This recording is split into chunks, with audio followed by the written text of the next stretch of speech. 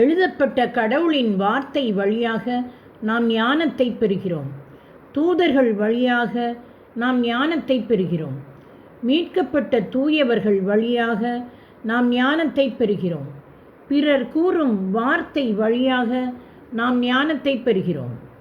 ஞானம், இறைவார்த்தை, கனவுகள், காட்சிகள், தூய ஆவியின் கேட்கும் குரல், நம் சிந்தனைகள் மற்றும் தூய கற்பனைகள் வழியாகவோ நமக்கு கிடைக்கலாம். கடவுளை தேடும்போது நமக்கு ஞானம் கிடைக்கிறது.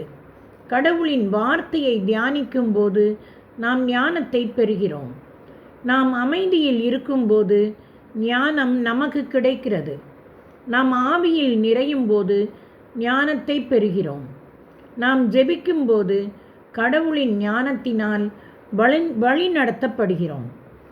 நீதிமொழிகள் 24:13-14 வசனங்கள் கூறுகிறது, பிள்ளாய், தேன் சாப்பிடு, அது நல்லது. கூட்டி நின்று ஒழுகும் தேன் உன் வாய்க்கு தித்திப்பாயிருக்கும். ஞானமும் அறிவும் உனக்கு அவ்வாறே இனிமையாயிருக்கும்.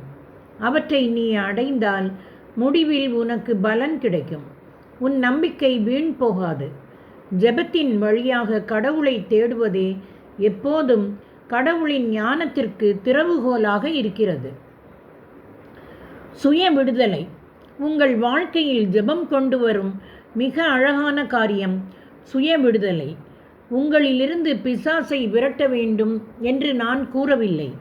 நான் என்ன கூற விரும்புகிறேன் என்றால், நீங்கள் ஜெபத்திலே நேரம் செலவிடும்போது அபிஷேகம் உங்களில் கடந்து வரும் என்பதால் உங்கள் வாழ்விலே வருகிற தற்காலிக கட்டுகளிலிருந்து விடுதலை பெறுவீர்கள்.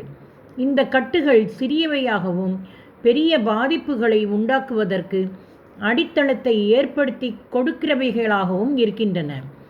இந்த கட்டுகள் தொலைக்காட்சி வழியாகவோ, இணையதளம், செய்தித்தாள்கள், நீங்கள் வாசிக்கும் புத்தகங்கள், கேட்கும் வார்த்தைகள், சாப்பிடும் உணவுகள், பார்க்கும் காட்சிகள், கேட்கும் கெட்ட செய்திகள், வதந்திகள், தவறான உறவுகள் வழியாக உங்களுக்குள் கடந்து வரலாம்.